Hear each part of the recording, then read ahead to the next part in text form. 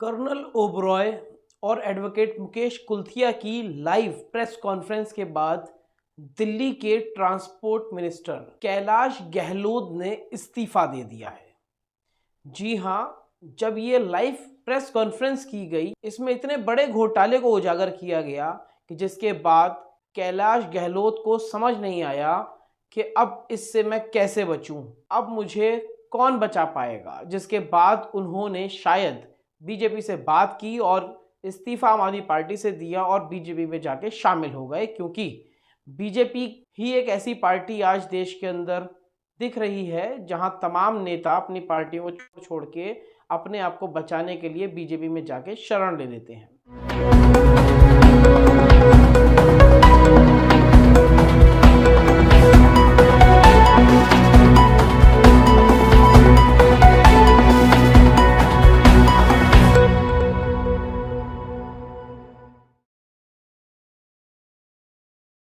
नमस्कार, मैं मोन्टू राजा anti corruption India से स्वागत है आपका। जैसे कि आप सब जानते हैं, कैलाश गहलोत जो कि दिल्ली के ट्रांसपोर्ट मिनिस्टर थे, लॉयर भी हैं, लॉ मिनिस्टर भी रहे, लेकिन उन्होंने अचानक इस्तीफा दे दिया। और इस्तीफे का जो रीज़न है वो उन्होंने ये कहा कि जो आम आदमी पार्टी है वो लोगों के लिए जो प्रोमिसेस करे थे वो पूरे नहीं कर पा रही है, वो उससे नाखुश हैं, लेकिन सच्चाई वो जो है जनता को बताना नहीं चाहते हैं। दरअसल एक बहुत बड़ा स्कैम देश के अंदर चल रहा है जो दिल्ली एनसीआर से शुरू हुआ और अब अलग अलग राज्यों में जा रहा है। करोड़ों की आबादी दिल्ली के अंदर है और वहीं अगर एनसीआर को भी ले लें तो कई करोड़ लोग जो हैं अपनी गाड़ी चलाते हैं। और पिछले 2014 से की अगर बात की जाए, पिछले 10 साल से तकरीबन 10 साल पुरानी डीजल और 15 साल पुरानी पेट्रोल की गाड़ियों को बैन, अवैध रूप से करार दे दिया गया है।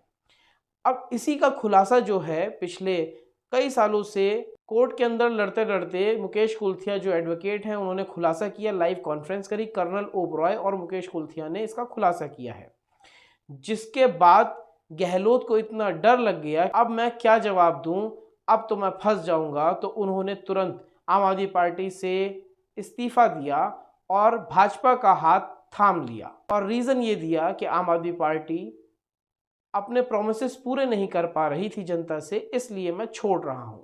जो अपने आप को अरविंद केजरीवाल का हनुमान कहा करते थे वो आज भाजपा में शामिल हो गए हैं। क्या कुछ प्रेस कॉन्फ्रेंस में कहा गया था उसका लिंक आप देखिए, और उसके बाद जो थोड़ी सी टिप्पणी एडवोकेट मुकेश कुल्थिया ने की है वो भी आप देखिए, उसके बाद इस पर चर्चा करेंगे। मैं पूरे हिंदुस्तान में गली गली घूम के सबको बताने का अधिकार रखता हूं कि 10 साल पुरानी गाड़ी और 15 साल पुरानी गाड़ियों या वाहनों पर जो पाबंदी लगाई गई है ये स्कैम है, कानून के विरुद्ध है। एनजीटी और सुप्रीम कोर्ट के आदेशों को गलत इंटरप्रिटेशन कर रहे हैं, कई जगह तो मैनिपुलेशन भी कर रहे हैं। इसका मुझे अधिकार है। जनता के बीच में सच लाना या औरों के बीच में सच लाने का मुझे पूरा अधिकार है। अब ये स्कैम कैसे बताता हूं। उन आदेशों के बाद ये हैं दिल्ली के transport minister mister Kailash Gehlot. ये दिल्ली के लॉ मिनिस्टर भी हैं, ये लॉयर भी हैं, इनको कानून की जानकारी भी है। ये उन्हों के बयान हैं 2020 या 21 के हैं, नजर कम आ रहा है। Central motor vehicle act and rule में अमेंडमेंट हुई 2019 में, जिसके मुताबिक एक गाड़ी की लाइफ, पेट्रोल हो या डीजल, 15 साल है प्राइवेट कार या मोटरसाइकिल स्कूटर की जो भी, उसके बाद रिन्यूएबल है। इन्होंने बयान दिया कि ये कानून हम दिल्ली में लागू नहीं करेंगे। ऐसी क्या मजबूरी थी? दिल्ली के लॉ मिनिस्टर कह रहे हैं कि हम देश का कानून दिल्ली में लागू नहीं करेंगे, और वो खुद एक लॉयर हैं। वो लॉ मिनिस्टर भी है, ट्रांसपोर्ट मिनिस्टर भी है।